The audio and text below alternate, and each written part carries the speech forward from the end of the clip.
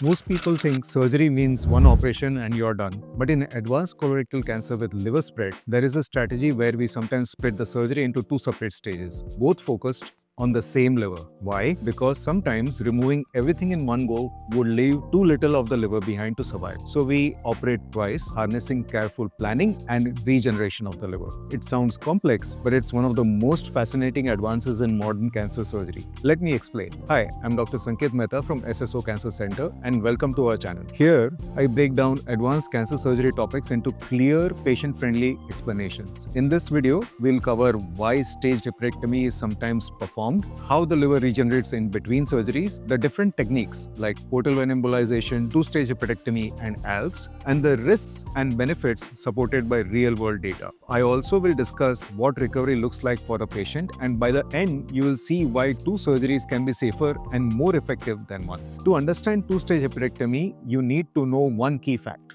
The liver is divided into two sides, the right and the left, and each of this can regenerate. Two-stage hepatectomy is not done for primary liver cancers. It is mainly done for bilobar liver metastasis, meaning colorectal cancer that has spread to both sides of the liver. If we try to remove all the tumor in one go, we may leave too little of the liver behind. By staging it, we clear one side first, give time for the other side of the liver to regenerate, and then safely remove the more diseased side later.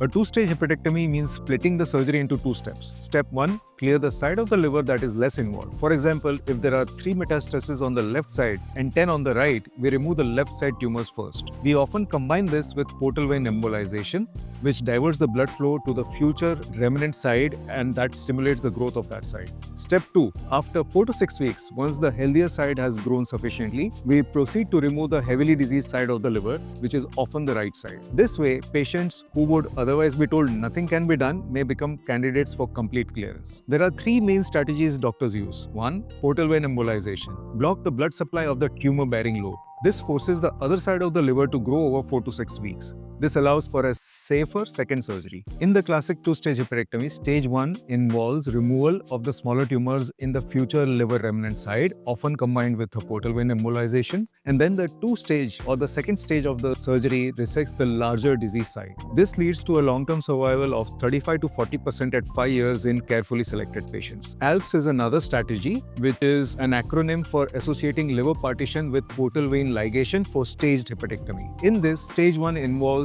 partially dividing the liver and tying off the portal vein. This triggers rapid growth, sometimes 40 to 80% in just 1 to 2 weeks. And then the stage 2 is performed in the same hospitalization, which removes the disease lobe. The advantage is speed, but the limitation is a higher risk of complications and liver failure rates because the functional recovery lags behind the rapid size increase. A common question is, can we not just remove everything in one operation? The answer is sometimes yes. With ultrasound-guided parenchyma sparing surgery, we can remove the tumors from both sides in one stage while preserving enough healthy liver. But when the tumor burden is very high and involves both lobes extensively, staging the surgeries is safer. The benefits are, it makes the surgery possible in patients once thought to be inoperable. It achieves long-term survival in selected patients reaching up to 40 to 50% at 5 years. And sometimes the primary colorectal tumor can be removed in the first stage while the second stage is reserved for the liver surgery. However, the downsides is 2 surgeries, meaning 2 recovery periods and the higher cumulative complication risk. And in 30% of the patients, the disease may actually grow during the waiting interval, making the second surgery impossible. This begs the question, why not ALPPS? The problem is ALPPS carries higher risks. Although the liver itself grows rapidly in size, the functional recovery is much slower, leading to a higher risk of liver failure. So careful patient selection is critical. From a patient's perspective, after stage 1, the recovery usually is quicker, about 4 to 7 days in the hospital. During the waiting period interval, scans measure the liver growth.